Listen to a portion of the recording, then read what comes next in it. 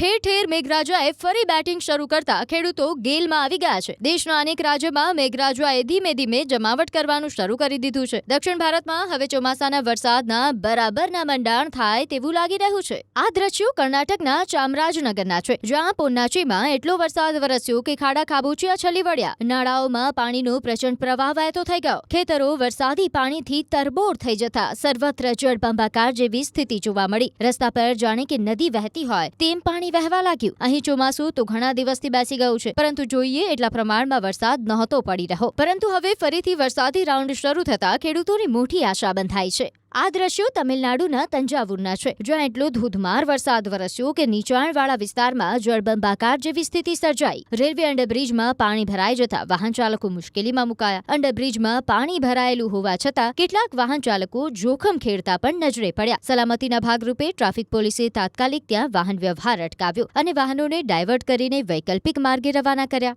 તો સાંસ્કૃતિક નગરી મૈસૂરમાં પણ મેઘરાજાએ મંડાણ કર્યા. શહેરના અનેક વિસ્તારોમાં વરસાદે સટાસટી બોલાવી. ધોધમાર વરસાદથી રસ્તા પર પાણી ફરી વળ્યા. અહીંના ખેડૂતો હજુ પણ વધુ વરસાદ વરસે તેવી પ્રાર્થના કરી રહ્યા છે. તમિલનાડુના તંજાવુર જિલ્લામાં અનેક સ્થળે મુશળધાર વરસાદ વરસ્યો. મહરનોમ્બુ ચાવડી, કરંતાઈ, બસ સ્ટેશન, વલ્લમ, સેંગીપટ્ટી સહિતના વિવિધ વિસ્તારોમાં 1 કલાકથી વધુ સમય સુધી ભારે વરસાદ પડ્યો, જેના કારણે રસ્તાઓ પર વરસાદી પાણી પૂરની જેમ વહેવા લાગ્યા. કાવેરી નદીના કેચમેન્ટ વિસ્તારોમાં સતત પડી રહેલા ભારે વરસાદના કારણે કાવેરી નદીમાં પાણીની આવકમાં વધારો નોંધાયો. તમિલનાડુ અને કર્ણાટક બંને રાજ્યમાં આવેલા કેચમેન્ટ વિસ્તારમાં સારો વરસાદ શરૂ થતા કાવેરી નદીમાં પાણીનો પ્રવાહ વધ્યો છે. છેલ્લા 2 અઠવાડિયાથી પાણીની આવકમાં ભારે ઘટાડો થવાના કારણે મંદ પડી ગયેલી કાવેરી નદી ફરી વહેતી થઈ છે, જેના કારણે હોગેનકલ મુખ્ય ધોધ, સિની ધોધ, આઇન્થુ ધોધ સહિતના વિસ્તારોમાં પાણી જોરદાર વેગથી વહી રહ્યું છે, જેના કારણે રમણીય દ્રશ્ય સર્જાયા. તો તિરુપથુર જિલ્લાના વાણિયામ્બાડી આસપાસના વિસ્તારોમાં સવારથી જ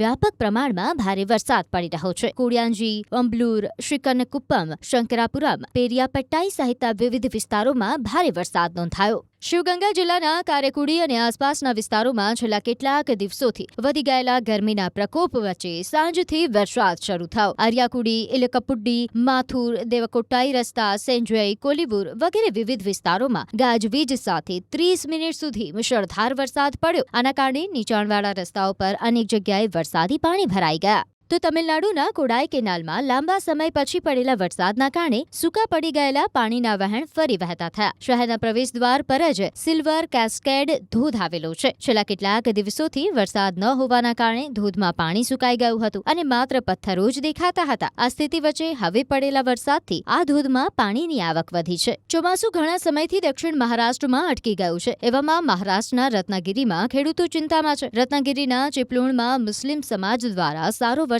થાય તે માટે નમાજ અદા કરવામાં આવી. ઉત્કાળ બાયપાસ રોડ નજીક એકઠા થયેલા હજારો મુસ્લિમોએ મુફ્તી સાબિર ડાંગીની આગેવાનીમાં નમાજ અદા કરીને સારા વરસાદની કામના કરી.